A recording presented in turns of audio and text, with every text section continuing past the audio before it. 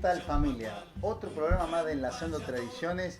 Y antes de entrar al tema de hoy, a este hermoso diálogo que vamos a tener con alguien que es muy referente en nuestra zona, quiero agradecer y queremos agradecer de parte de toda la producción a toda la gente que nos da el aliento, nos manda esos mensajes que realmente nos llenan el alma. Y eso hace que nosotros sigamos caminando y sigamos mejorando para llevarle a ustedes todo esto que hemos soñado llevarle a través de la televisión.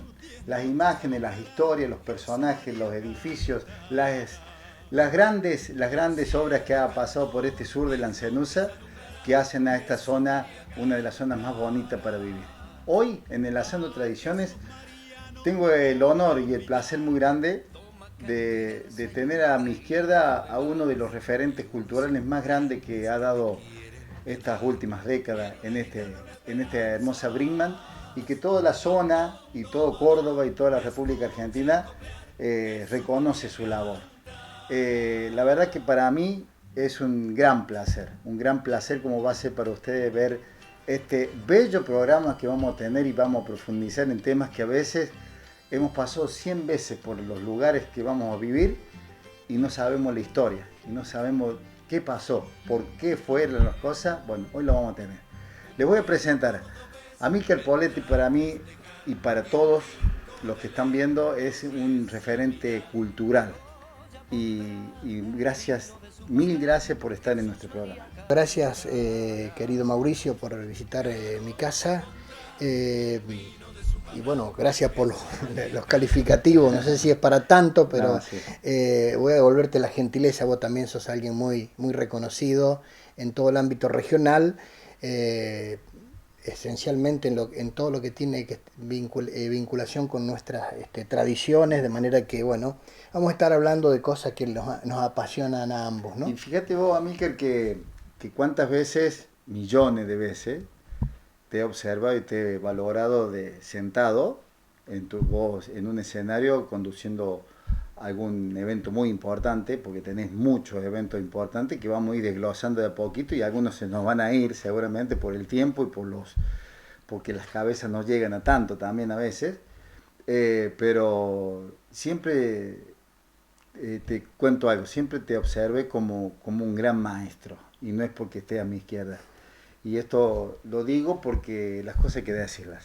Y Está bien, siempre está bien. observé como un gran maestro. Te lo Amílcar es agradezco. un gran maestro. Te lo agradezco. Es decir, en lo que hace a la profesión de ser animador, en realidad uno trató de observar a grandes profesionales en la materia, y que me han hecho entender que en realidad uno se tiene que profesionalizar en todo lo que uno hace. Y, y una de las cosas importantes justamente es abrevar en todo lo que uno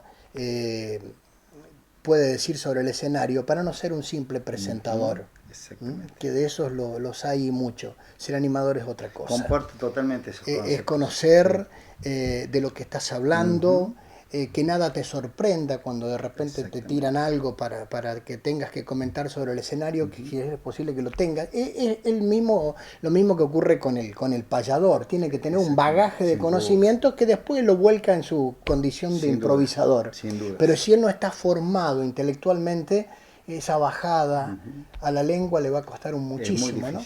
Es muy difícil. Por eso Vamos a volver a tu niñez. Vamos a empezar por tu niñez. Me gustaría saber tu familia, tu papá, tu mamá, quiénes fueron los que realmente marcaron en tu niñez, tal vez abuelos. Contanos un poquito cómo es Amílcar en sus inicios, en sus primeros años. Nombraste padres y abuelos, y la verdad es que ambos me han marcado mucho, sobre todo mis abuelos paternos, porque, bueno, es decir, mi padre quedó habitando el campo que mi abuelo dejó cuando se vino al pueblo, y obviamente yo alternaba mucho entre vivir con mis padres en el campo y bueno, cada vez que iban mis abuelos, cosa de chicos, me quería venir con ellos, ¿no? A mí perdón que te corte el relato, pero nombres de tus abuelos, nombres, porque yo siempre digo, cuando hablamos con Ale, que está en la filmación, en la edición, en la producción de todo, los nombres marcan historias Por grandes. supuesto. Y Por estos supuesto. programas que se ven y tienen este alma, cuando vos nombras un nombre sale en la conversación de la gente que lo está viendo. Para la gente mayor que nos está viendo, obviamente mi abuelo era conocido en realidad no por su nombre de pila, sino por su sobrenombre, que era Emilio Poletti. Y mi abuela también en realidad se llamaba Bárbara, pero todo el mundo la conocía por Barbrina, así se pronunciaba en piamontés, ¿no? Forneris ella, y mi padre era Aldo Poletti, y mi mamá Isaura Candelero, creo que muy conocidos obviamente en toda la zona. Y yo hice toda mi escuela primaria en la escuela San Martín, en el ámbito rural. Después estudié aquí en Brickman, parando en la casa de mis abuelos en el secundario, en la Escuela Nacional de Comercio en aquel entonces, Belisario Roldán. Y bueno, siempre me interesó tratar digamos, desdibujar esa cierta diferencia que había entre lo rural y lo urbano en determinado tiempo. Hoy ha cambiado, inclusive hasta creo que se le envidia a la gente de campo, pero había etapas de la vida donde es decir, se lo un poco dejaba de lado, ¿no? A la gente de campo, no se le integraba, había esta cierta inquina o cosquillas que a mí me interesó justamente tratar de poner en un pie de igualdad. Por eso inclusive he sido uno de los luchadores junto a la cooperadora escolar de la Escuela San Martín, después que yo ya había terminado todo mi tiempo escolar, por supuesto, para crear el primer jardín de infantes rural que tuvo la provincia de Córdoba, aquí en Brickman. Y hoy puedo ver con mucha satisfacción que es un colegio de campo, el que yo fui, donde uno empieza jardín de infantes y termina secundario completo. Sí, realmente una cosa, Y una de las un cosas crecimiento grande. exactamente, Sí. y una de las cosas que me gustó después, un poco ya de grande, es rescatar las historias del campo que no pudieron ser incorporadas al libro del centenario de Brickman, porque los chicos que tuvieron que trabajar sobre el libro lo hicieron con los tiempos y los recursos que tenían, y no alcanzó el tiempo a lo mejor para poder incorporar esas cosas, ¿verdad?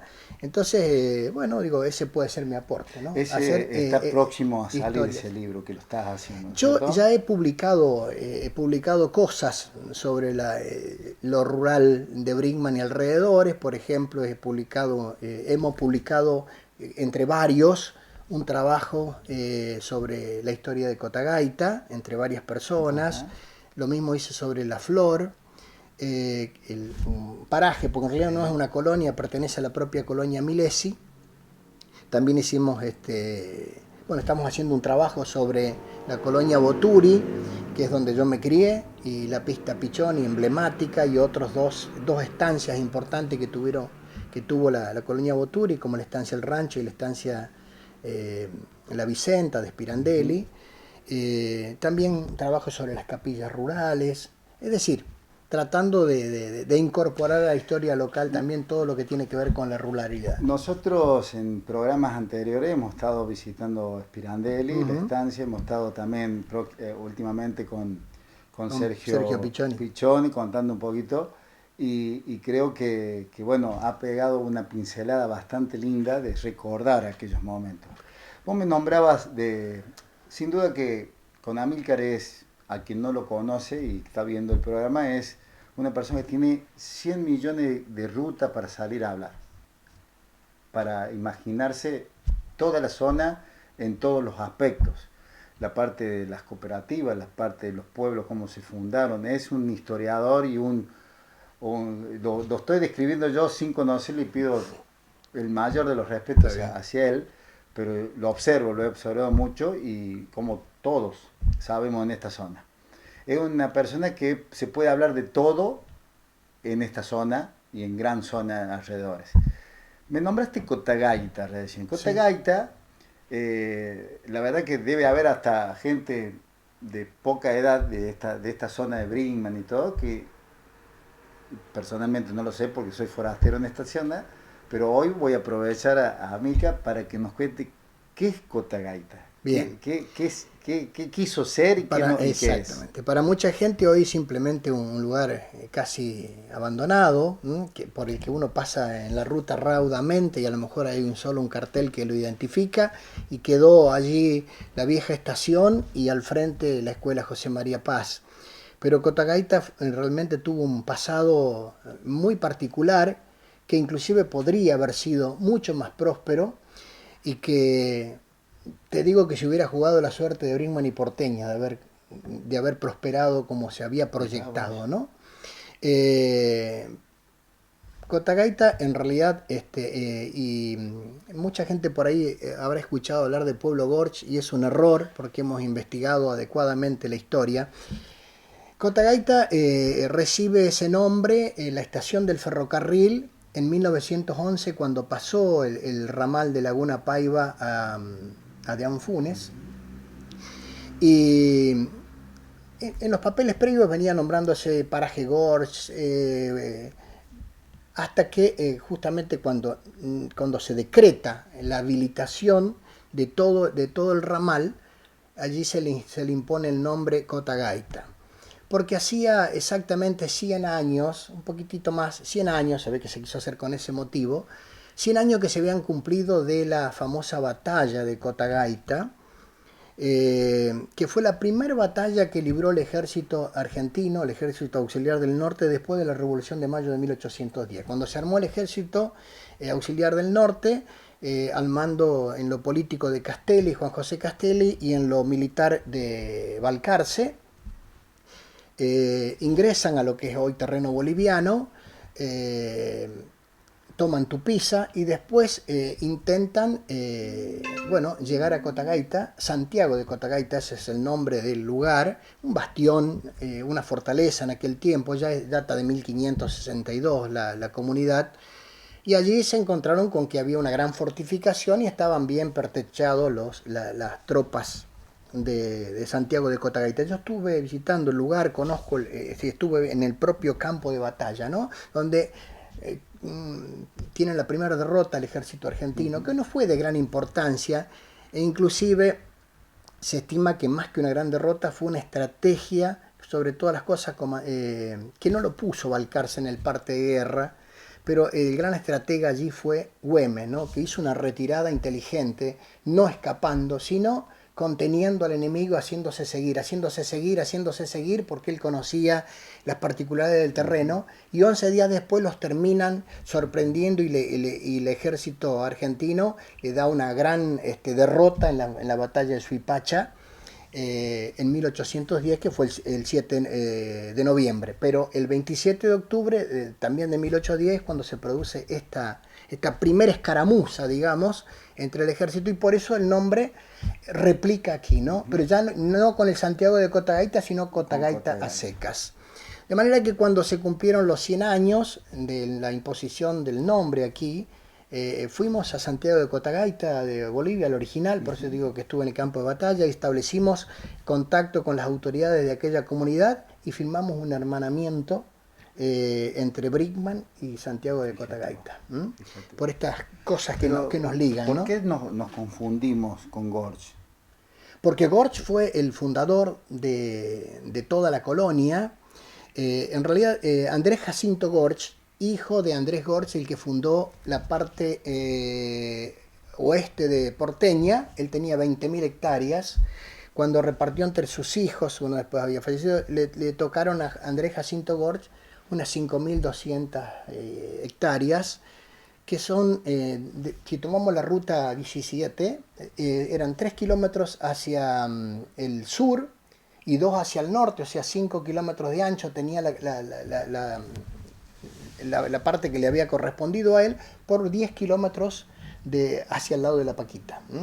Allí tenía las 5.000 hectáreas, él estableció al lado de lo que hoy la escuela José María Paz, va a haber un camino lateral que se interna un poco adentro, ahora creo que lo han recuperado un poco, ese era el casco de la estancia Cotagaita, que cuando venía desde Buenos Aires habitaba allí Andrés Jacinto Gorch. Él, al frente de la estación, hizo hacer una fonda para atender a los parroquianos. En aquel momento apenas pasó el tren, hizo otro edificio al frente, hizo una balanza, o sea, y preparó el proyecto de pueblo para un poco después, bastantes años después. La historia que contás, me parece que, o te pregunto esto, mucha gente de Buenos Aires, pero como pasa en todos los hogares, que fueron comprando las tierras donde sabían que iba a pasar las líneas férreas y eso iba a tomar el impulso económico después. Gente que ni siquiera conocía los lugares a veces. Por supuesto. ¿Es el caso de Gorch? Gorch había comprado, por supuesto, el padre. Así, él las heredó del padre a las tierras, ¿no? De manera que cuando él decide, es decir, él aprovecha, digamos, cuando se hace la estación, aprovecha, como te explicaba, generar en ese espacio una serie de elementos. Y bueno, como buen desarrollador, como locos lindos que había en aquella época, como hubo en nuestra región, como don Pablo Guglieri, que fue uno de los dueños de Estancia Pirandelli y después se fue a La Para, fue el gran desarrollador allá. O como Piria, por ejemplo, en Uruguay, ¿no? Que creó Piriápolis. Bueno, fueron gente muy visionaria y que tenían proyectos de desarrollo. La particularidad de este hombre es que al revés de los otros fundadores, con la excepción de Viñó, que Viñó también hizo mucha inversión, ¿no? En el lugar, este hombre no solamente, porque la ley de colonias te decía que vos tenías que donar 1 kilómetro cuadrado para pueblo y para plaza pública y unos lotes para alrededor de la plaza para los principales edificios públicos, ¿sí? Iglesia, entre otras cosas. Este hombre fue más allá, quiso construir la parte principal del pueblo. Y hizo un plano, lo tenemos incorporado en el libro, el plano original, por eso de ahí el pueblo se llama Cotagaita, hecho por Andrés Jacinto Gorch, y va a ser un pueblo grandísimo, que inclusive preveía un puerto seco ya en aquella época, con un desvío, pero del ferrocarril que va de Morteros a San Francisco, para poder, bueno, cargar sus cereales, ¿no? Él lo empezó en el año 1927. Se trajo para ello al ingeniero Zamboni, que era uno de los más prestigiosos ingenieros constructores que tenía Buenos Aires, a tal punto que fue uno de los hacedores de la 9 de julio, Buenos Aires. Y también el hacedor de un montón de edificios emblemáticos en distintas ciudades del país, grandes hoteles, Bancos Nación, por ejemplo, en Paraná, en Reconquista, fábricas. Estamos hablando de uno de los ingenieros más prestigiosos, entre los 4 o 5 más prestigiosos que tenía el país. Y el hombre abandonó todo por venirse a jugar con este, que era un proyecto, un desafío muy importante. En 1927 está toda la data, porque tuvimos la suerte de encontrar a los nietos, tanto de Gorch como los de Zamboni, ¿no? Entonces nos proveyeron de la fotografía de todos los edificios que ya se habían hecho, pues se llegó a hacer un lugar de administración que le llamaban el banco, con la casa del gerente, el chalet familiar, un chalet hermoso que hoy pertenece a la familia Mondino, porque todas estas ruinas hoy están en el campo de la familia de Ramón Mondino. Un gran galpón donde se molía la piedra para hacer todo el pueblo, en torno de una gran plaza de 200 metros por lado, un hotel para la época de primerísima categoría, porque tenía 50 habitaciones previstas, no lo tenía San Francisco. No lo tenía San Francisco. ¿Qué proyecto? Una iglesia terminada, impresionante, que vos ya has visto la foto que te les he anticipado, lo mismo que el proyecto de la escuela, y una casa de ramos generales con la casa del contador y todo, ¿no? Es decir, proyecto que se frustró. Sí. La verdad, empieza a atrapar esto. Vamos a ir a una pausa en Enlazando Tradiciones. Ya volvemos. Vamos a viajar de nuevo a Cotagaita y Amílcar nos va a contar qué fue de este Cotagaita.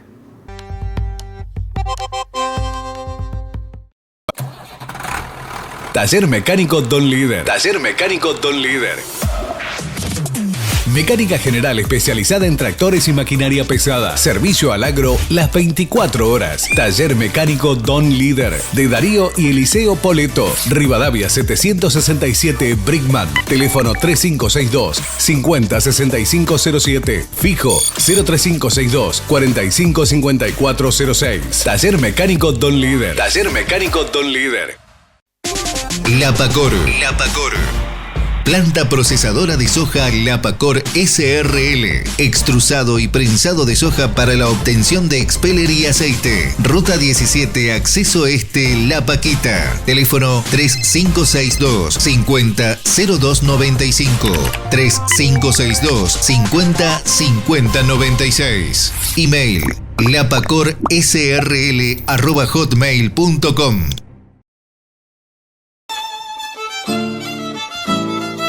Fábrica de Chacinados El Jabalí. 3 generaciones de productores de salames caseros avalan la calidad de nuestros productos, elaborados con la más alta calidad de carnes minuciosamente seleccionadas.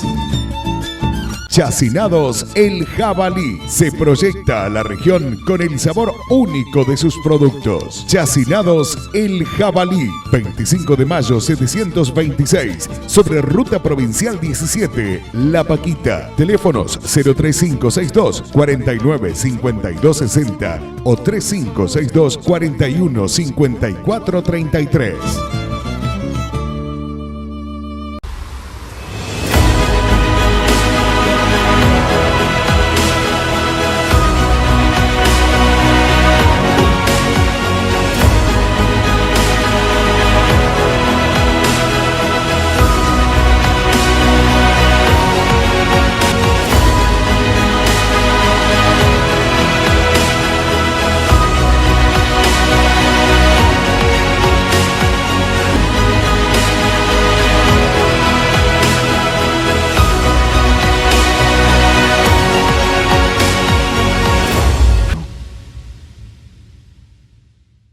Reparaciones Biglino.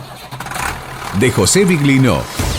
Venta y servicio de postventa de tractores y maquinarias agrícolas nuevas y usadas. Concesionario oficial Super Walter, subagente Massey Ferguson y Pawnee. Repuestos MWM, Cummins, línea AGCO, baterías Batza, service multimarcas de tractores y maquinarias agrícolas. Servicios al campo. Reparaciones Biglino. 25 de mayo 110 La Paquita. Teléfono 3562 459332 547056. Email biglinoreparaciones@hotmail.com.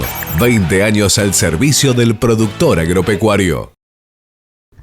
Regresamos, como es prometido, la verdad atrapante Cotagaita es uno pasa y a veces ve un cañaveral de este lado y gente que habita esa antigua estación, y del otro lado ve la escuelita que funciona todavía, si no me equivoco. Sí, sí.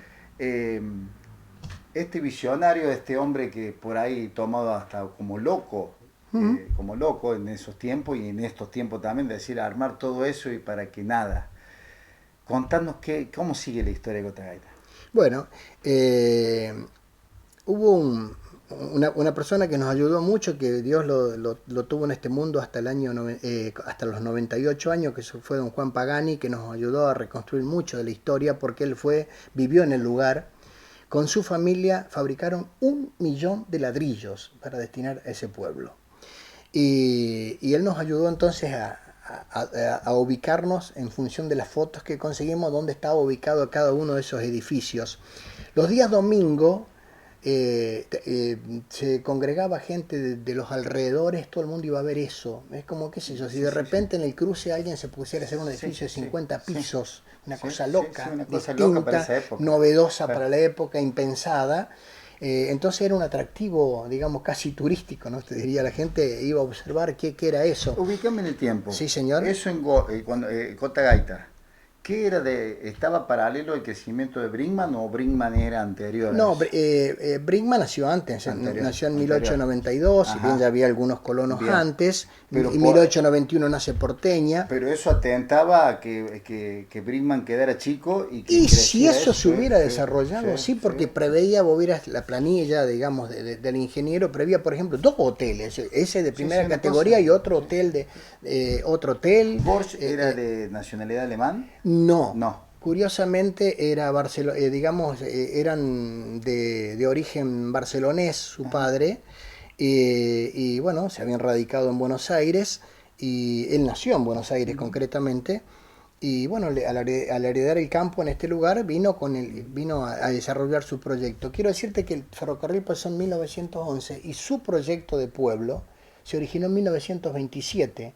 Por eso hay un error en la tradición oral que dicen que el pueblo no prosperó porque en lugar de hacerlo en el cruce del ferrocarril, él lo hizo muy adentro y que la pulseada se la ganó Sever, entonces el ferrocarril pasó más. No es real, porque el pueblo se empezó en 1927, el ferrocarril estaba hecho.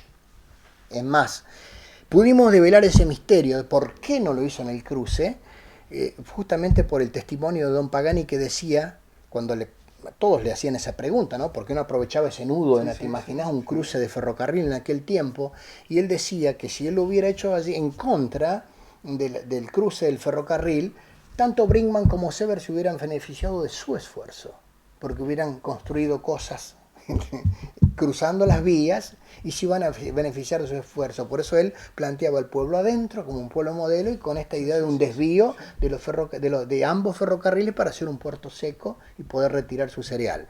El gran problema fue que, bueno, él lo hizo esto con financiación, había sacado crédito en el Banco Nación, el único Banco Nación que había en aquella época era en San Francisco, y lo agarró la famosa crisis del 30. Entonces, donde el trigo, que valía 15 pesos el quintal, bajó abruptamente a 7 pesos, empezaron a trabajar a pérdida, no tuvo modo de poder enfrentar el crédito, y en aquellos tiempos, inclusive había mucha gente que le decía, ¿por qué no iba a arreglar con el banco? Se dejó estar, no, es como que cayó en una especie de estado depresivo, el hombre murió de un infarto, viendo su obra inconclusa.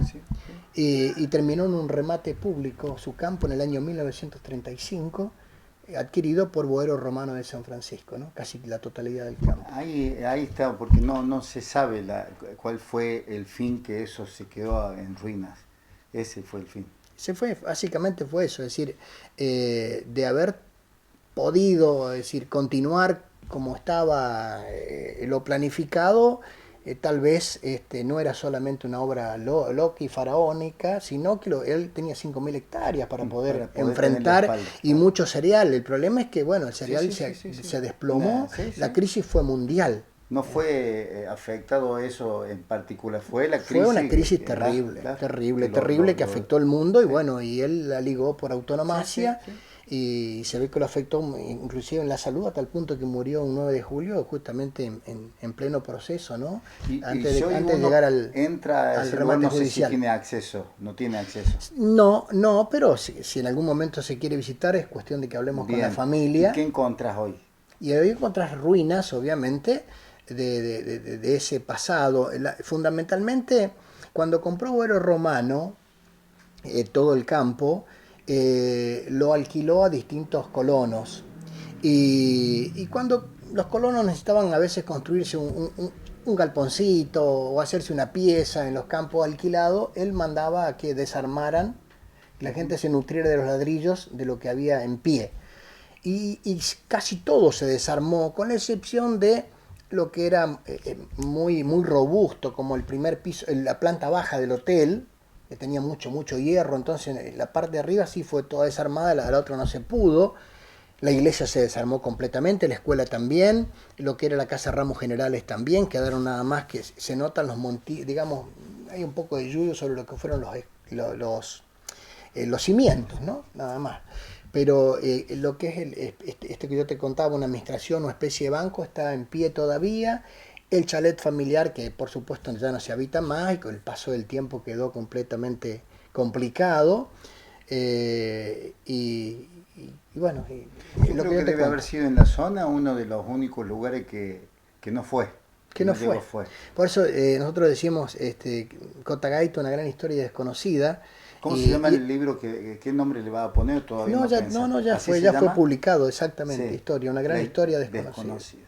Y sinceramente desconocida, porque más de uno se va a asombrar, y gracias a Dios que tenés esa gran voluntad de buscar y buscar y buscar. Sos un amante de esas cosas, y que nos lleva a esta historia que es tan linda, ¿no? A veces pasamos por lugares que no sabemos la historia, y es tan importante saberla, ¿no? Cotagaita que no fue. pero No fue, que, que pudo ser. que pudo ser Que y, pudo y ser que y no fue. el sueño era grande, muy grande, Y después, terriblemente grande. después entonces, cuando compró Vuelo Romano, es decir, bueno, como te explicaba, le alquiló a otra gente, entonces el pulso de la comunidad siguió. Uno de los lugares, ese que no pudo ser derrumbado, que era lo que la gente le llamaba el banco, según los papeles del ingeniero era la administración del pueblo. Allí se hacían bailes, los bailes de la colonia. Después empezaron a hacer en el galpón del ferrocarril, cuando ya se empezó a desocupar. Y la historia de la comunidad siguió. Lo que era la balanza se convirtió en capilla. Y bueno, la comunidad tuvo su escuela. En fin, o sea, digamos, la vida continuó. En su momento, Boero Romano también empezó a vender los campos. Y allí es cuando Mondino adquiere esa propiedad y otros campos los adquiere la familia Gandolfo, Melón, etcétera, etcétera. Fueron todos los actuales, digamos, propietarios de esos espacios, ¿no? La vida continuó, pero poco a poco fue perdiendo. ¿Y en qué año se apaga totalmente la vida de esa ruina? Y Cotagaita se apaga, digamos, básicamente cuando inclusive, bueno, el ensanche de la ruta hace que se deba voltear lo que era el boliche, y sobre todo por el éxodo que se da ya en la década del 80, de la gente, hubo una gran mudanza desde el campo al pueblo, de mucha gente, ¿no? Básicamente cuando se produjo una gran inundación, entonces es como que mucha gente emigró lamentablemente al pueblo, ¿no? Y los campos se despoblaron y las instituciones quedaron vacías. Sí. Te voy llevando ahora que vos nombraste ese éxodo, ¿no? Ese éxodo que bien marcás vos y bien fundamentado está. Te llevo a las colonias, te llevo libremente, te dejo suelta las riendas que galopes. Contanos. Bueno, nuestra región tuvo, digamos, un desarrollo colonial a partir de la ley del año 1886 que se promulgó en Córdoba, donde, bueno, los terratenientes compraban grandes extensiones de terreno en Buenos Aires, fundamentalmente, la mayoría eran de Buenos Aires, grandes extensiones de tierra, y bueno, se acogían a lo que eran los beneficios de la ley de colonias, que implicaba, como yo te explicaba, para eximirte de impuestos por 5 o 10 años, hacer un pueblo, también en un determinado sitio, con la donación de la plaza y los terrenos linderos para los edificios públicos y demás. Así lo hicieron la mayoría de la gente, es decir, así lo hizo Brickman del lado oeste, comprándole a la familia Milesi, así lo hizo Sever del lado oeste de Brickman, con sus colonias, que en origen se llamó, la primer colonia que creó la familia Sever, no llevó su nombre, sino llevó el nombre Colonia Juárez Selman, en honor al político cordobés, que se creó ya en el año 86, o sea, fue mucho antes que Brickman, ¿no? Y en el 88, cuando llega la promulgación, la aceptación, en el interín ya había hecho el pedido de cambio de nombre de la familia Sever, con don José Pantaleón, y se llegó aprobada como Colonia Presidente Juárez, porque ya era presidente de la República. Después, en el año 1890, al presidente Juárez Selman le pasó más o menos lo de la Rúa, tuvo que renunciar, y entonces Sever hace un tercer intento, un tercer cambio de nombre, y muda inclusive por donde pasa el ferrocarril, bien en el extremo noroeste de su colonia. Allí establece lo que hoy es el lado este de Brickman, ¿no? Y en el año 1906, porque teníamos Colonia Milesi de un lado nosotros, porque Brickman compró con la condición de respetar el nombre, teníamos Colonia Sever del otro lado, y teníamos la estación Brickman, porque Brickman donó toda la lonja de terreno de su Colonia Milesi para que pase el ferrocarril, y puso como condición que la estación que se instalara en esa jurisdicción llevara su nombre. Con el tiempo significó el nombre de todo el pueblo, ¿no? Amílcar, como Amílcar Polete, ese éxodo que vos me hablabas recién y que... ese es de la década del 80, ¿no? Sí, nos venimos un poquito más acá, por supuesto, pero ¿le hizo bien hizo mal. No, hizo mucho mal, mucho daño al campo, daño, ¿no? mucho daño al Mucho campo. daño. Se despobló el campo. ¿Vino a buscar el trabajo la gente? No, la vino a industria? buscar mejor comodidad al pueblo, nada más, mejores servicios, es decir, las cosas que hoy llegaron al campo, que es la luz eléctrica, los caminos ripiados, es decir, hoy un celular, ese tipo de elementos lamentablemente en el campo no estaba, había mucha incomunicación. Y cuando te hacía, imagínate, zona lechera, los caminos eran siempre intransitables porque tanto los camiones que iban a buscar la leche como las chatas que circulaban generaba un estado muy dificultoso en los caminos, entonces había mucha incomunicación. Estas cosas, es decir, la inundación fue la que agudizó la imaginación y después tuvimos aquí nosotros en el camino que va a La Flor, fue el primer camino ripiado que se hizo en la provincia de Córdoba, fue también una experiencia primera como le fue el jardín de infantes de la Escuela San Martín, ¿no? O sea, hemos marcado rumbos en algunas cosas en la zona, tiene ¿no? históricamente muchas cosas que marcaron a nivel nacional, ¿no? ¿Vos pensás que no vuelve más la gente al campo? Difícilmente. Hoy ya tenemos los chicos, solamente todo. quedan ahora algunos habitantes todavía, que bueno, apegados al lugar, y son los que están sosteniendo, por ejemplo, los pocos clubes de campo que sobreviven. Distintas son las escuelas porque se sobreentiende que va a haber es decir, si no se cambia mucho la matriz productiva, si se sigue apostando a la lechería, que es lo que realmente genera presencia de gente en el campo, otro tipo de producciones no, achica mucho voy eso. a hacer preguntas salteadas, después te voy a dejar en el cauce que vos te guste hablarnos hoy, que no va a ser el único programa. ¿Qué pensás de la lechería? ¿Tiene el futuro que vos, el auge que tuvo hace unos años, la tiene hoy? La lechería nació como consecuencia, mira, volvemos al 1930, como consecuencia de la famosa crisis mundial, después del crack de Wall Street, se produjo una gran debacle y la mayoría de los productores como que se tuvieron que reinventar, porque aquí se producía exclusivamente trigo y lino, nada más. Y al desplomarse el valor de esos elementos, debieron reinventarse. La lechería era muy incipiente, la gente normalmente tenía 1 o 2 vacas, pero para consumo familiar.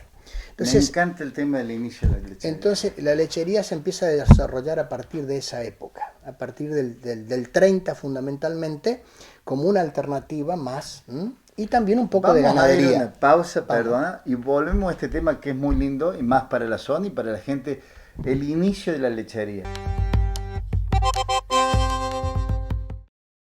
Con mi disculpa, América, lo fuimos a la pausa, pero era para reorganizar un poquito la hermosa charla. Me está encantando la charla y bueno, ojalá que sea ojalá pase lo mismo con la Yo tengo pensado, por mi ignorancia, por lo que escuché, que tal vez era el gringo, el piemontés, que estamos muy rodeados y muy piemontesa de esta zona, que es el que trajo la lechería a esta zona.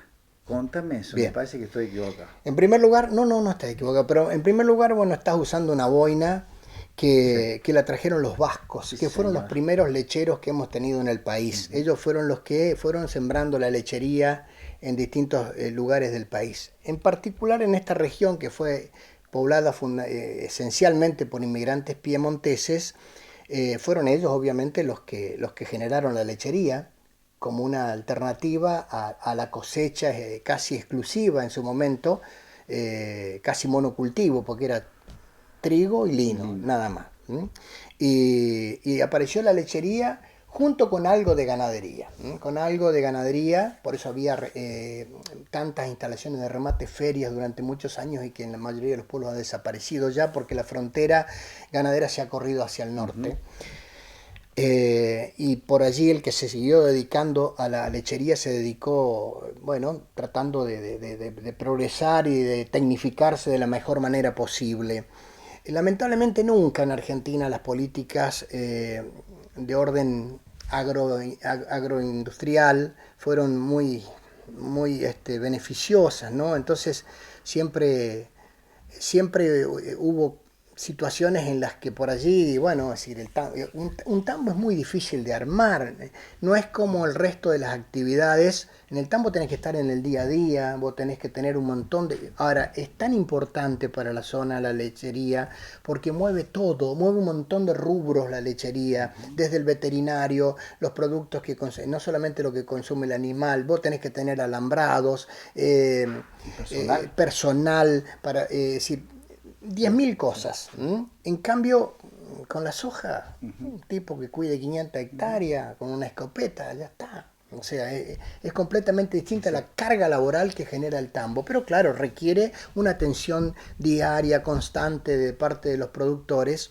Y hay momentos donde, bueno, por allí se cansa la gente y por allí cambia de rumbo, y cuando cambia de rumbo es muy difícil que vuelva al tambo. Armar otro tambo. Porque un tambo no se arma de un día para el otro, sino que es un proceso de selección de vientres. Bueno, y así se fue perfeccionando en su momento los tambos en la zona, se ordeñaba lo que se podía, se descubrió que esta era una zona apta para la alfalfa, por eso mucha gente de la primera colonia agrícola del país, que nació en 1856, como es Esperanza, por eso explica la avenida de Juan Cuchen también aquí a Brinkmann, que él era de San Jerónimo Norte, que fue la segunda colonia creada en Santa Fe.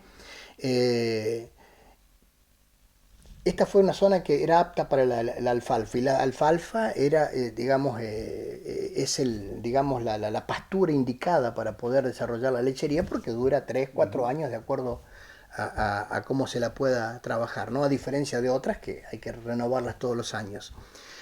Por eso estas zonas se hicieron apetecibles para mucha gente, se radicó mucha gente en estos lugares y bueno, se desarrolló la lechería, hubo gente que importó toros puros, se empezó a traer el toro holando, se creó la raza holando argentino a partir de una serie de mezclas genéticas que se hicieron en el país, resultando ser una raza muy apta para la lechería.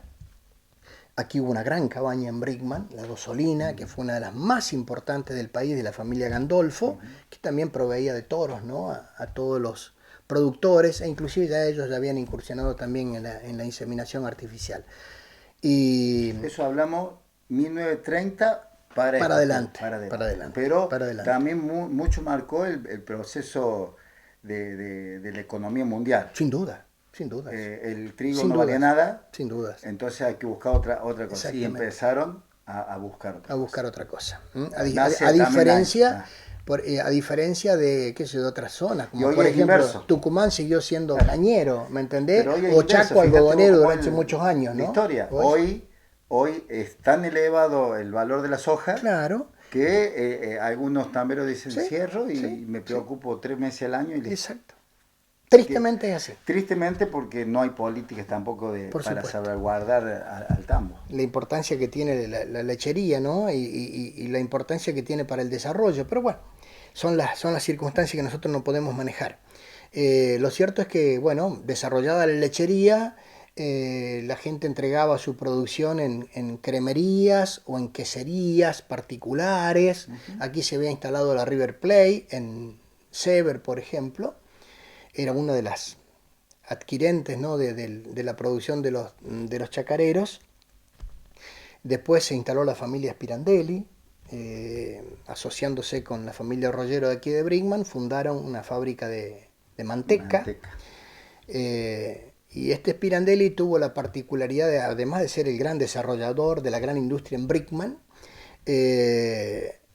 tuvo la particularidad de cuando vio el aluvión cooperativo venir como un malón, él se sumó, o sea, dejó de ser, digamos, prácticamente un industrial privado para pasar a ser también integrante él del movimiento cooperativo, ¿no? Que otras personas que no las tenemos. Exactamente. Y bueno, y así fue que un alemán que se radicó en Brinkmann por estas cosas, por esto de buscar espacios, ¿no? La familia Cuchen era de San Jerónimo Norte, pero en realidad Juan Cuchen nació en Las Tunas, su padre compró campo en Obispo Trejo, se radicaron 2 años allá, y vendieron en Obispo Trejo y compraron en Brickman, muy cerca de aquí de Brickman, a 2 kilómetros, justamente buscando la alfalfa, ¿no? Para poder desarrollar la lechería. Y don Juan Kuchen, como era un hombre que venía de aquellos pagos de Santa Fe donde ya existía Milcaut y como proyecto cooperativo, y el hecho de que se fundaron 30 años antes las primeras colonias en Santa Fe que en Córdoba, el cooperativismo hizo pie antes en aquella región. Y este hombre fue el que trajo para acá la semilla del cooperativismo, era el conocedor, desde joven se había entusiasmado y decidió pasar a la acción aquí en Brinkman. Fue tratando de convencer, porque lógicamente los colonos eran la mayoría analfabetos y demás, y bueno, por allí algunos industriales aprovechaban un poco la volada y se pagaba en grasa butirosa en aquel tiempo, es decir, el tenor graso, y el butirómetro lo manejaba al antojo y lo manejaban como querían. Entonces, sabedores algunos de que esto ocurría, que don Juan Kuchen no creía en la eficiencia del reclamo gremial, si bien no estaba en contra, él decía que había que pasar a los hechos realmente, y fue su trabajo el que logró convencer a varios, otros no creyeron, y constituyó la famosa cooperativa La Unión de Brickman, que se fundó el 11 de marzo de 1935. La primera. Es la primera cooperativa del este cordobés. La primera cooperativa. A partir de allí se fueron generando como espejo, ¿no?, de esta cooperativa otras. Curiosamente, poquitito después se creó una cooperativa en Porteña, pero de servicios públicos, que también es la primera que hay en el este cordobés de ese tipo, ¿no? La cooperativa eléctrica, digamos, que después devinieron de servicios públicos y demás, como la de Brinkman, como la de Mortero, como todas, ¿no? Pero Porteña en eso marcó también punta. Pero la primera cooperativa de la que tenemos noticias en todo el noreste cordobés es la cooperativa La Unión, a tal punto que, bueno, sus charlas, la de Juan Kuchen, fueron los que ayudaron a motivar a la gente de La Flor, a la gente de Colonia Viñó cuando fundaron la cooperativa El Alba, a la gente de La Selecta. Bueno, él fue el gran propulsor, pero no se quedó allí. Él sabía que había que dar otro paso más. Y a don Juan Kuchen le pasó, por eso digo, a veces la muerte te hace estrella, depende del momento en que te toque, cuando te ocurra, como le pasó a Gardel. En su momento de apogeo es cuando, bueno, muere justamente en un accidente, o Rodrigo más cerca acá en el tiempo, y se convierte en íconos, Gilda. En otros casos la muerte no te beneficia tanto como le pasó a don Juan Kuchen, ¿no? Porque él fue el mentor de la idea de la cooperativa de cooperativas, la fábrica de manteca propia.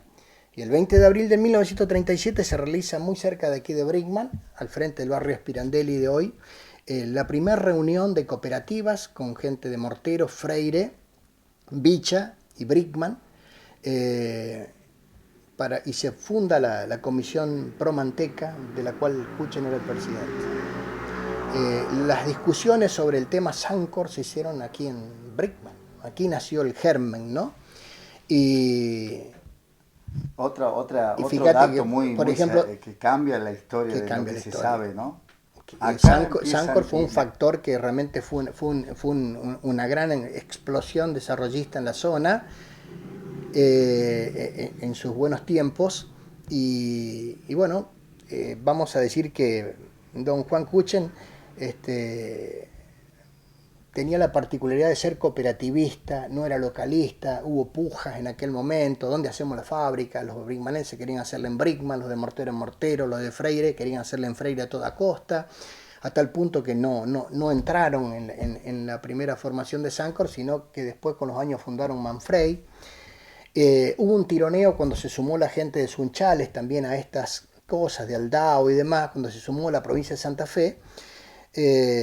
Bueno, busquemos punto intermedio. El punto intermedio era Bicha, no había nada, no había camino, no había teléfono, era imposible plantearse una fábrica buscando un camino intermedio, ¿no?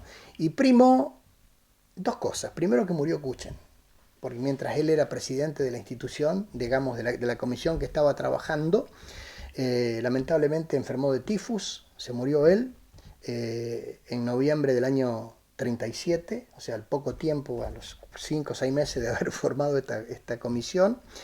Y bueno, tomó el mando el vicepresidente de la comisión, que era Juan Bautista Mitri, de Sunchales, y la historia quiso que el que pasara la historia fuera Mitri.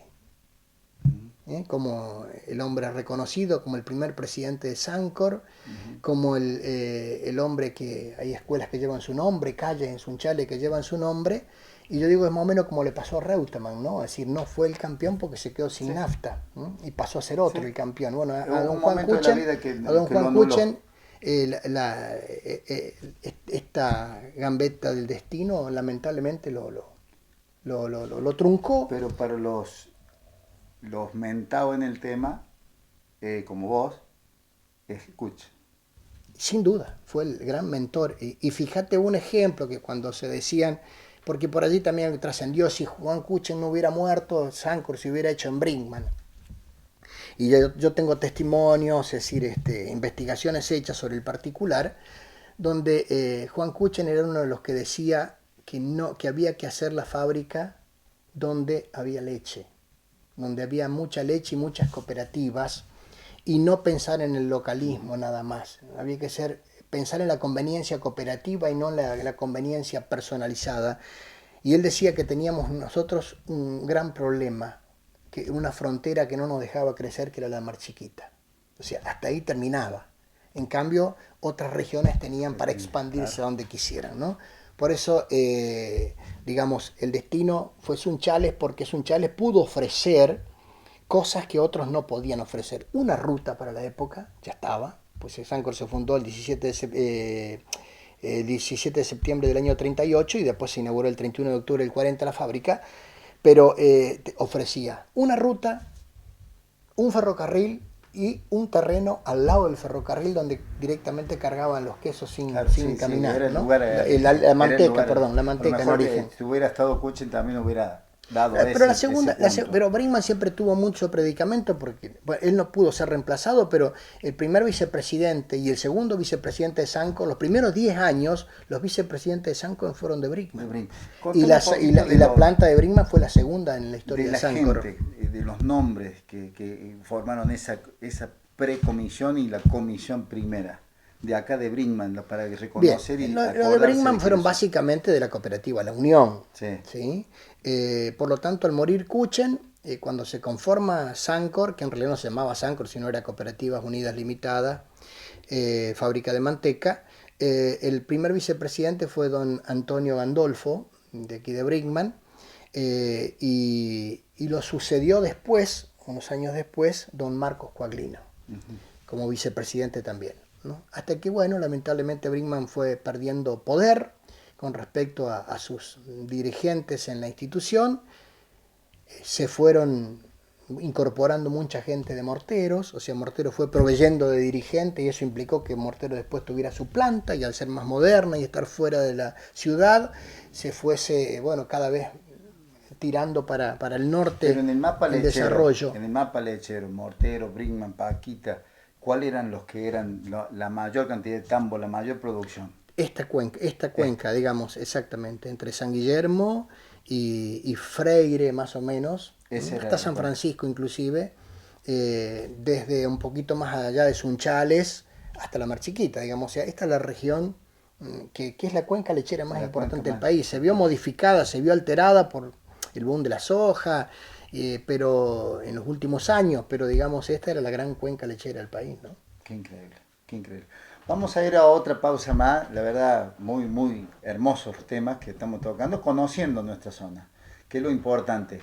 Siempre sabemos decir en los programas que cuando salen estas frases que uno no ama si no conoce. Bueno, de esto se trata también, empezar a conocer de dónde somos, de dónde hemos venido, la tradición de este pueblo, para aún más amar a nuestras localidades como Brinkmann, como Paquita, como Mortero, como Porteña, como tantas cosas, como Cotagaita, que ese pueblo que no fue, pero que también tiene sus habitantes, conocer nuestra historia. Ya regresamos en Enlazando Tradiciones.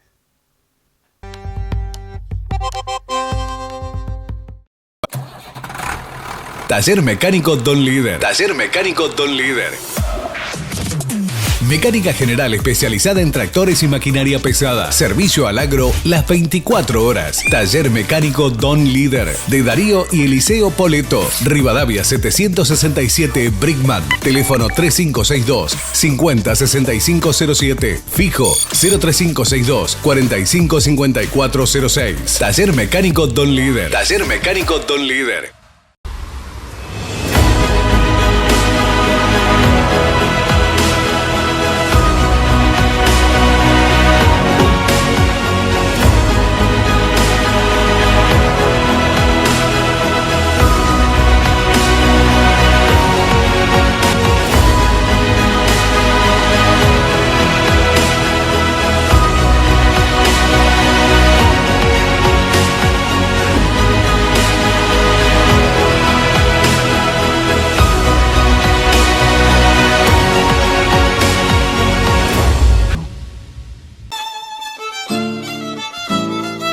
Fábrica de Chacinados El Jabalí. 3 generaciones de productores de salames caseros avalan la calidad de nuestros productos, elaborados con la más alta calidad de carnes minuciosamente seleccionadas. Chacinados El Jabalí se proyecta a la región con el sabor único de sus productos. Chacinados El Jabalí, 25 de mayo 726, sobre Ruta Provincial 17, La Paquita. Teléfonos 03562 49 52 60 o 3562 41 54 33. Reparaciones Biglino. De José Biglino. Venta y servicio de postventa de tractores y maquinarias agrícolas nuevas y usadas. Concesionario oficial Super Walter, subagente Massey Ferguson y Pawnee. Repuestos MWM, Cummins, línea AGCO, baterías Batza, service multimarcas de tractores y maquinarias agrícolas. Servicios al campo. Reparaciones Biglino. 25 de mayo 110 La Paquita. Teléfono 3562 459332 547056. Email biglinoreparaciones@hotmail.com. 20 años al servicio del productor agropecuario. Lapacor. Planta procesadora de soja Lapacor SRL. Extrusado y prensado de soja para la obtención de expeller y aceite. Ruta 17, acceso este, La Paquita. Teléfono 3562 50 0295. 3562 50 50 96. Email lapacorsrl@hotmail.com. Amílcar, nombraste Sancor para la zona. Sancor para la zona, yo cuando vine hace 12, 13 años, yo veía personas que llevaban la camiseta de Sancor, supuesto, que se le llama sancoristas. Fue un sentimiento. Era un sentimiento. Era un sentimiento. Yo inclusive he sido director, o sea, he integrado centros juveniles, como el de la Selecta, por ejemplo. He fundado aquí en Brinkman un centro juvenil con el nombre Juan Kuchen. He sido el precursor de ese movimiento, con un montón de jóvenes de aquí de Brinkman, y es decir, también fui director, o sea, integrante de la Federación de Centros Juveniles de Sancor, que tiene su sede en Devoto. O sea, digamos, era un sentimiento que, bueno, lamentablemente con el paso de las generaciones se fue perdiendo.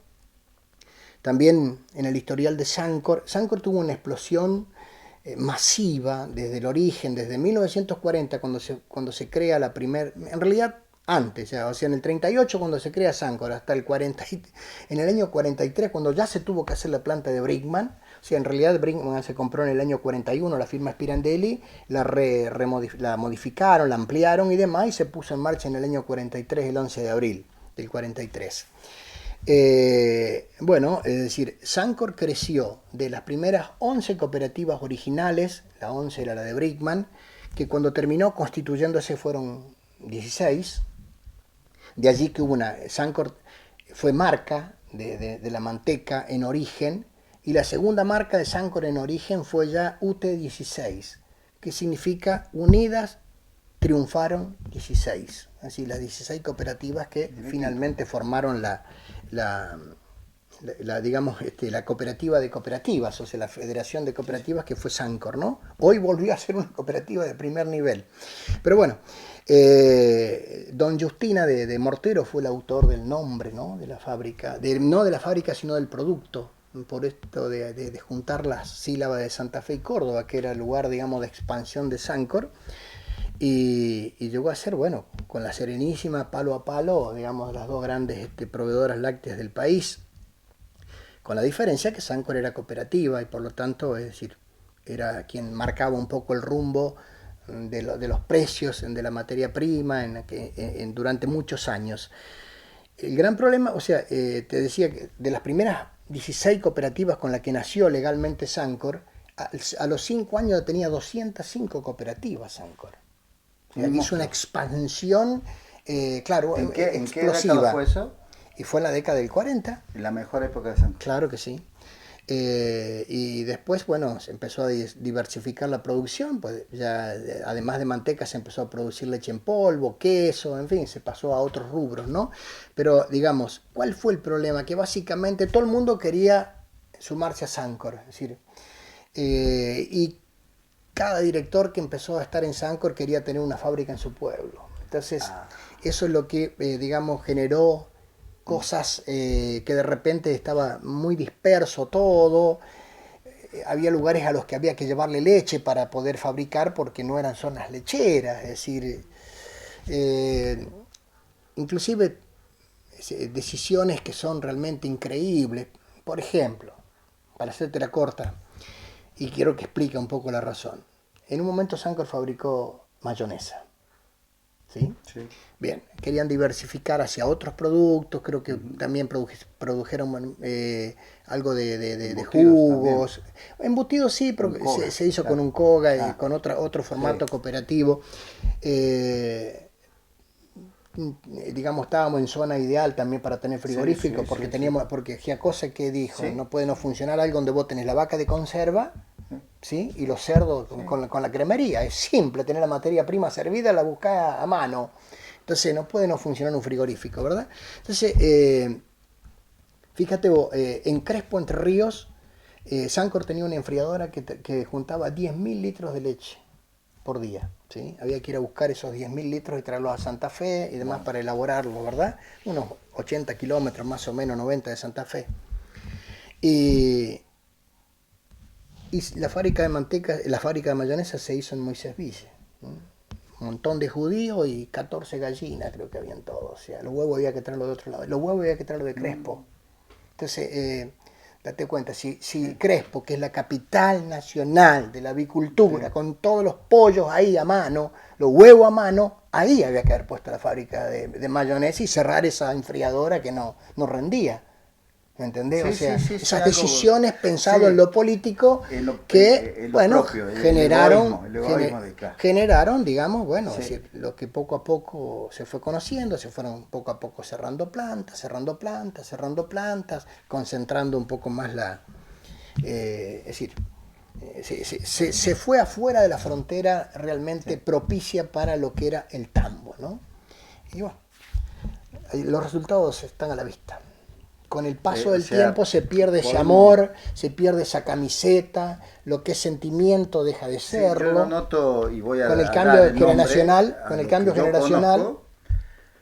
de la familia Galancino, a la cual pertenezco, Don Milvo, con su señora esposa Vilma, sancoristas, no había otra cosa, no había otro sello, no había otro lugar, aportaban de alpargatas, ¿no? Como se habla en la jerga, de alpargatas, el que laburaba. El que laburaba encima donde ellos daban la leche, amaban ese lugar. Era la cooperativa que habían soñado esos gringos primero, ¿no? Gringo y criollo habrá habido también. Ya Daniel y Raúl, sancoristas, la tercera generación ya cambia. Empezó a decir, no es lo mismo. Por supuesto, porque no conocieron el sacrificio inicial, por qué se hizo, las condiciones van cambiando. En su momento, es decir, fue la gran conquista, fue, digamos, la gran lucha.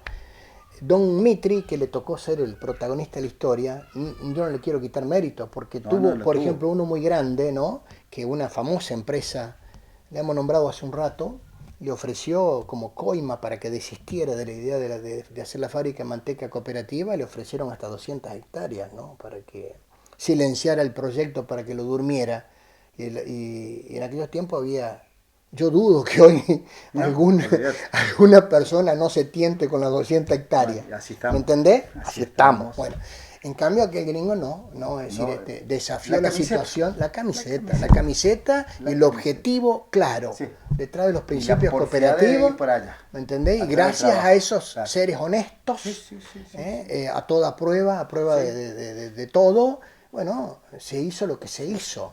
Y después se deshizo lo que se hizo. Sí. Aquellos gringos del Pargata y gringos y criollos del Pargata que la formaron, la destruyeron los de traje. A lo mejor sí, la voltearon un montón de gente que a lo mejor no tiene nada que ver. Dicen los jeques de Dubái, ¿no? Que es decir, el abuelo iba en camello, ellos ya lo conocieron poco, van en Mercedes-Benz, el hijo va a ir y el bisnieto ya va a ir en camello de nuevo.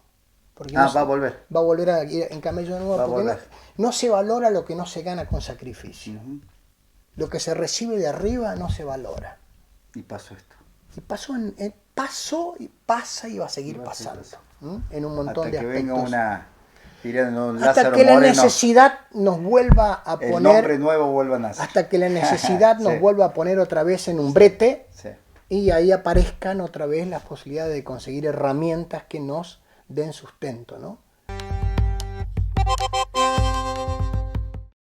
Hace unos programas atrás y en este mes anterior, creo que fue octubre, si no me equivoco, ya me va a corregir Amílcar, tuve el agrado de estar presente en la reinauguración de la vieja casona de Brinkmann. Un lugar emblemático, un lugar que felicito a todos los que hicieron posible de volver a darle la vida a ese lugar, que son lugares que son intocables.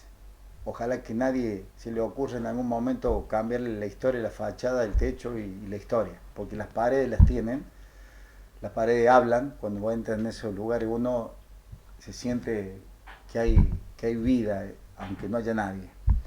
Y ahí estuvo este señor que tengo a mi izquierda, y tuvo como el fundador. Ahí conocí esa historia, que él ha sido fundador, porque si escarbamos un poquito todo lo que es la zona, Amílcar ha estado en todas.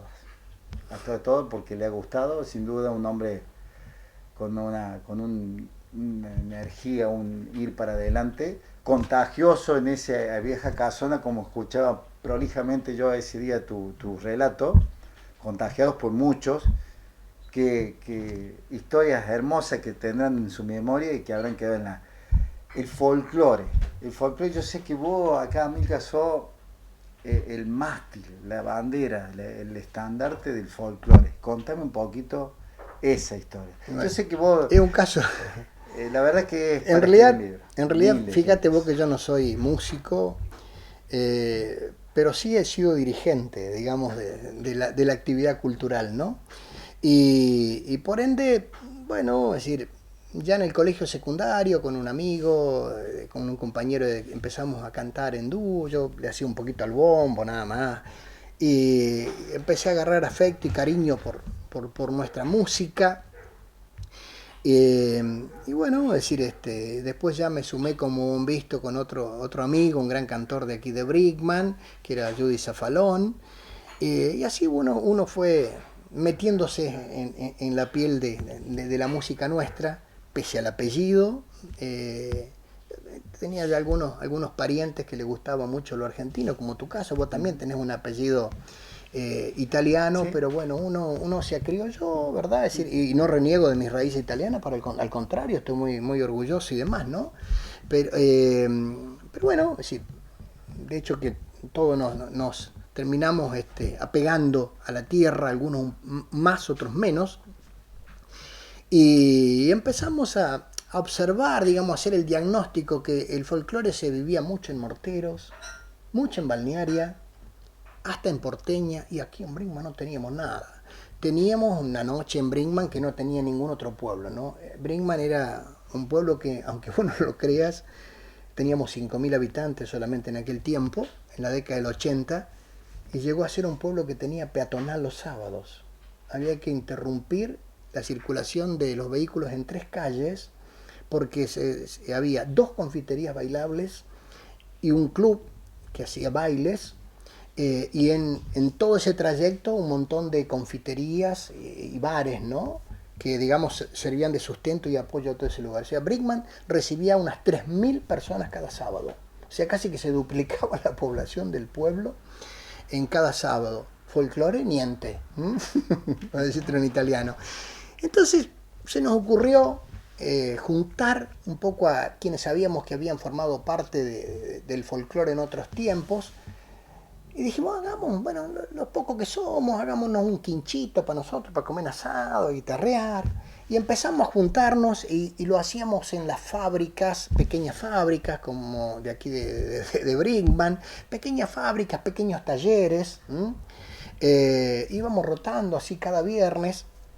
Teníamos un gran músico aquí, como fue Ricardo Pichín Cejas, venido del norte, maestro de maestros, porque él iba a esa peña de cada viernes y tocaba lo que uno le pidiera. Es decir, se fue generando una motivación grupal con el objetivo de hacer justamente un quincho, así dejábamos de andar deambulando de taller en taller, y de repente, bueno, decidimos hacer una peña pública, por eso la llamamos Peña El Reencuentro, porque reencontrábamos justamente a gente que había cantado en su momento, volvimos a rearmar a los grupos, ¿no?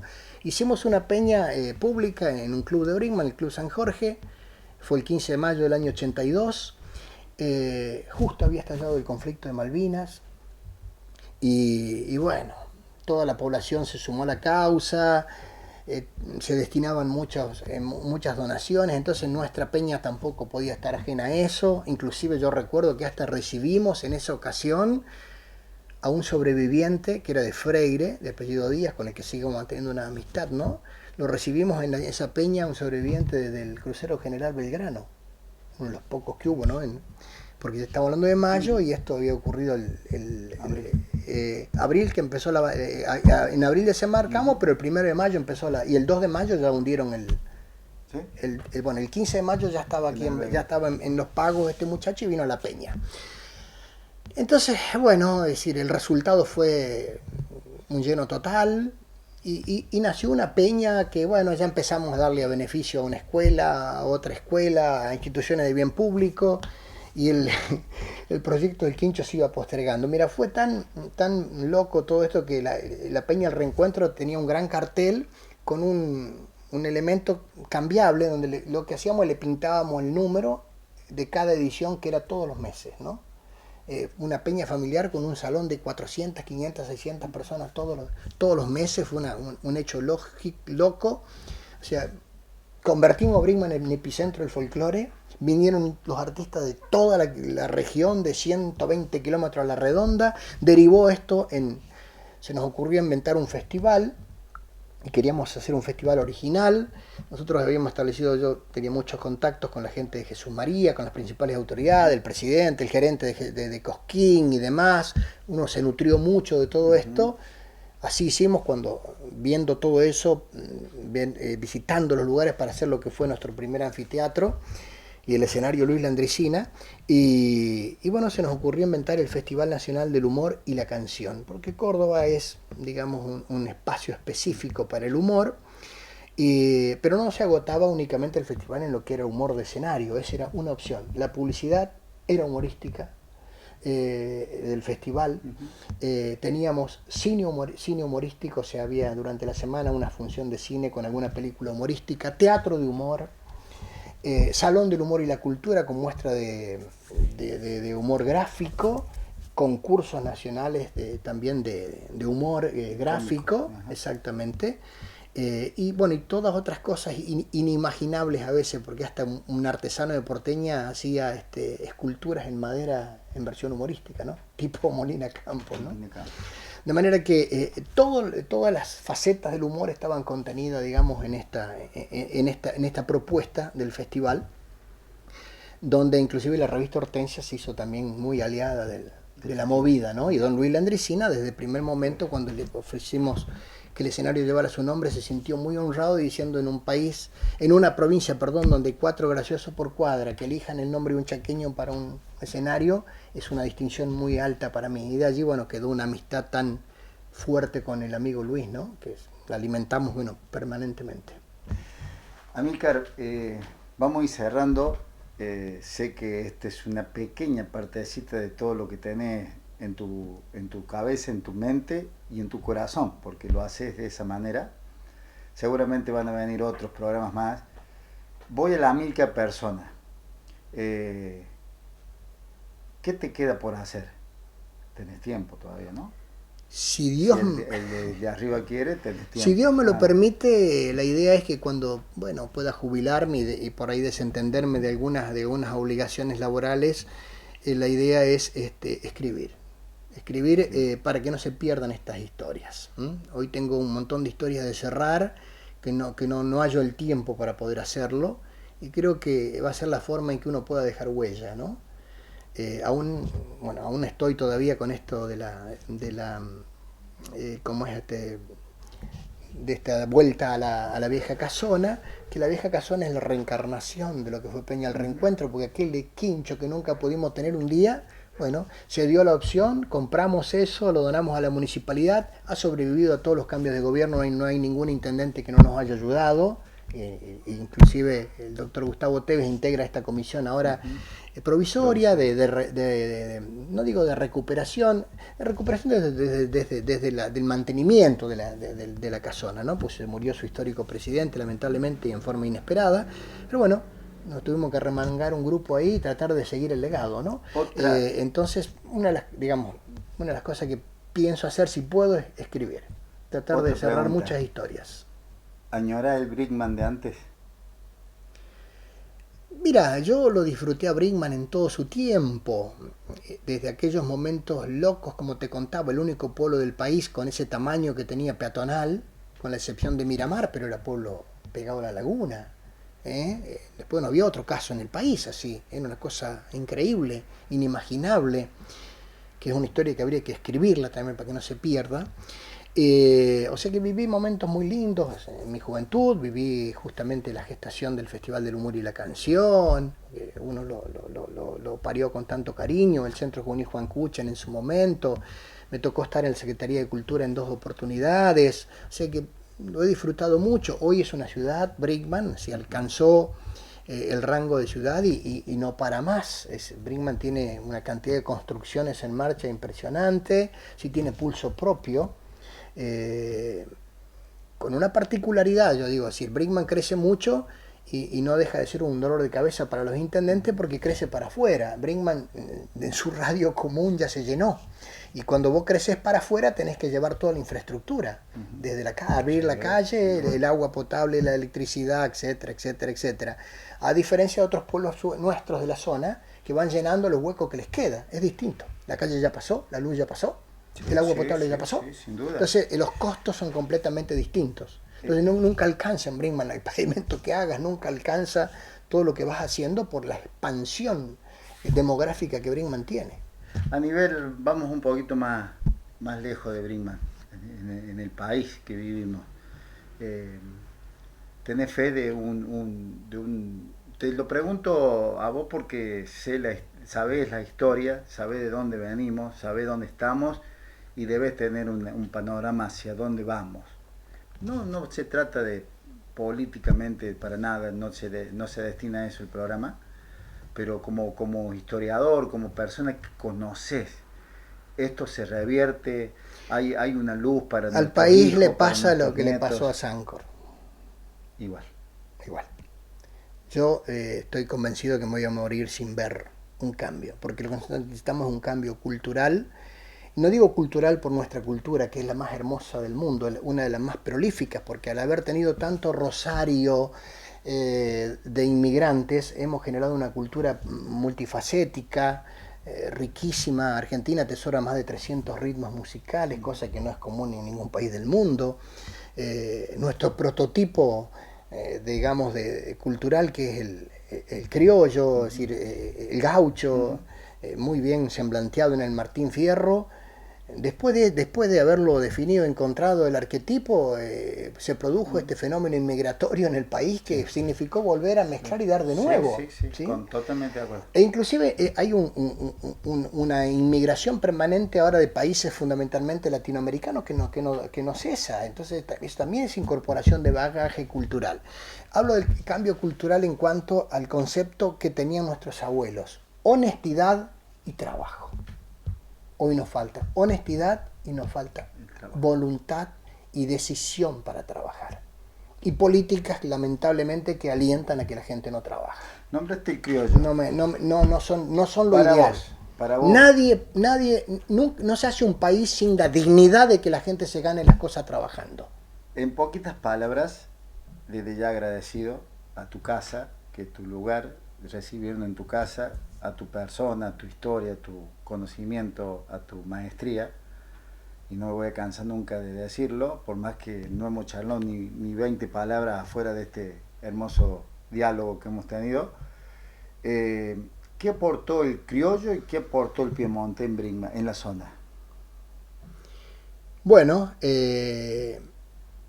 el piemontés lo que trajo fundamentalmente es la contracción al trabajo. Venía de un lugar donde venían del hambre, de la miseria. Entonces aquí dobló la espalda, encorvó la espalda y obviamente, es decir, se sacrificó y también hubo políticas que por allí ayudaron con la ley de colonias, en la erradicación y demás. El criollo estaba más acostumbrado a estar, digamos, más libre, de allí, bueno, que el gaucho fue una persona errante, ¿no? Que tenía mucha vaquía para trabajar, pero de repente a lo mejor, bueno, no tenía la cultura de la contracción como nuestros propios naturales, los aborígenes, eran recolectores básicamente. Ese concepto de la agricultura, de la siembra y demás, lo trajo la inmigración.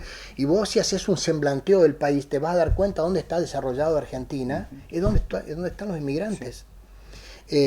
Básicamente el gringo, que no es el gringo del italiano, el gringo. No, el gringo básicamente es el europeo. El europeo, sí. Aquí decimos, bueno, porque tenemos base piemontesa, entonces italiana fundamentalmente, entonces bueno, decimos, le llamamos gringo a esos, pero el gringo, digamos, es el alemán en Misiones, es el ucraniano, el ruso, el polaco, lo mismo que en la zona del Chaco, en fin, es decir, hay provincias que, digamos, toda la franja central productiva que tiene Argentina es porque, bueno, hubo mucha inmigración. El inmigrante trajo la cultura del trabajo y, bueno, justamente sujeto a su propia necesidad. En Europa la pasaban mal y acá encontraron el modo de progresar. Desde ya, muchísimas gracias. Te voy a hacer no hemos planteado nada anterior al diálogo, porque no pasa a ser ni siquiera en una entrevista, un diálogo, como si estuviéramos en un café, y agradezco este momento que he podido vivir y transmitirlo otra vez en la Enlazando Tradiciones. Gracias a Ale, que está también en la cámara y en las ediciones de nuestros programas. A mí que muchas gracias a vos, muchas gracias, pero muchas gracias, y creo que el que está viendo está diciendo gracias también por tu gran gestión y lo que falta todavía de Amílcar. Pero te voy poniendo un brete antes de irnos, y con esto te digo muchísimas gracias. ¿Te cantaba en Piemonte tu abuelo? Sí. ¿Qué te cantaba? Yo me crié escuchando a mi abuelo cantar. Mi abuelo tocaba un poquitito el acordeón. Ajá.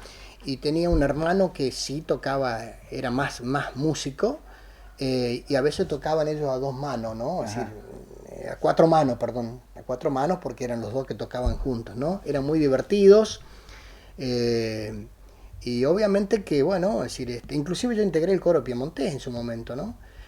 Honestamente, no pude aprovechar todo lo que uno hubiera querido aprovechar, ¿no? Que los abuelos se te mueren cuando vos tenés 20 años, y todo ese interín uno está en otra cosa, y es una pena que uno no haya podido aprovechar, bueno, que te cuenten cosas, ¿no? Los gringos terminaban la jornada y era cantar.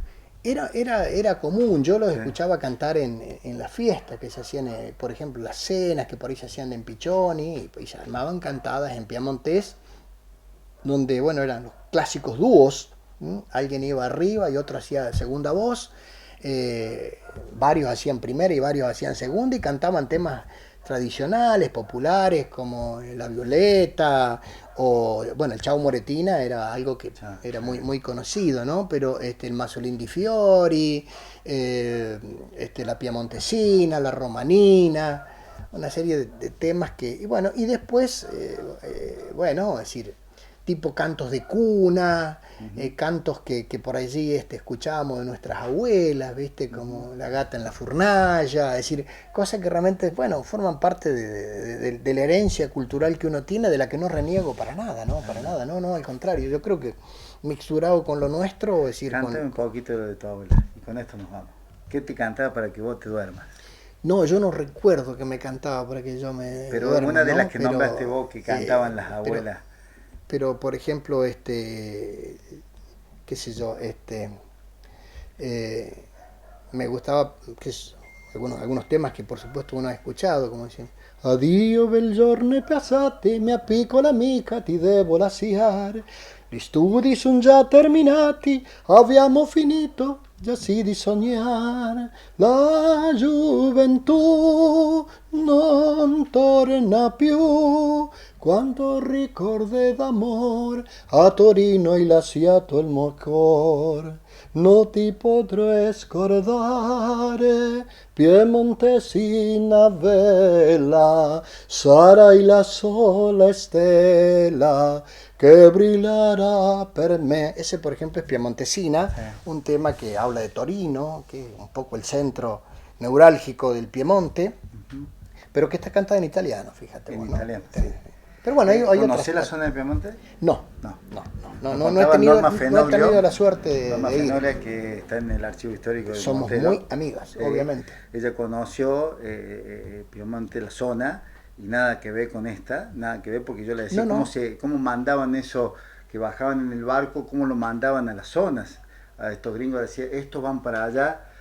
Creía yo que podía haber un estudio previo de dónde venían, como para que se adaptaran bien a los lugares, pero no, la mayoría, nada que ver. No, algunos venían con oficio y otros había tierra para trabajar en Argentina. Entonces la mayoría se hicieron chacareros. Aprendieron a ser chacareros del modo que pudieron y por piemonteses, porque por ahí se dice mal piemonteses, porque la palabra se degeneró con el devenir del tiempo. Piemonteses, pues del pie del monte por sinónimo de montaña, ¿no? Entonces imagínate, vivían en zonas montañosas y aquí vinieron a una llanura, completamente distinto el panorama y el paisaje, pero bueno, aquí encontraron muchos, es decir, vinieron para hacer la América y después se quedaron en la América de por vida, ¿no? Y aquí dejaron su sangre, sus hijos, sus nietos y demás. Por eso la patria, algunos dicen que ya la patria no es el lugar donde uno nace, sino en el lugar donde nacen los hijos, ¿no? Donde nacen los hijos. En fin. Amílcar, gracias. Gracias a vos. Muy amable. Ha sido un placer. Un placer. Muchas gracias al camarógrafo, que nos reconocemos, pero lo conozco desde que era pichón. Este sí que lo conozco desde que era pichón. Ajá. Muchas gracias a todos. Bendiciones, que Dios y la Virgencita y el curita Brochero esté siempre en esta casa, con la bendición para vos, para tu familia, y gracias por todo. Gracias a vos y gracias a Enlazando Tradiciones. Toda la suerte del mundo. Es muy interesante un programa de esta naturaleza y que llega a distintos rincones de nuestra región, porque transmite saberes, transmite costumbres, transmite a veces cosas desconocidas, historias que por allí no se saben, o las refrescan en su caso, y siempre es útil, ¿no? Muchas gracias por las palabras. Esa es la intención de Enlazando Tradiciones. Querida familia, otra historia, otro libro de tantos libros que tiene Amílcar, este personaje de nuestro pueblo, que gracias a Dios y a la Virgen nos pudimos encontrar hoy. Será hasta el próximo programa, sin duda, buscando esto, conocer para amar más nuestra tierra. Chao, nos vemos.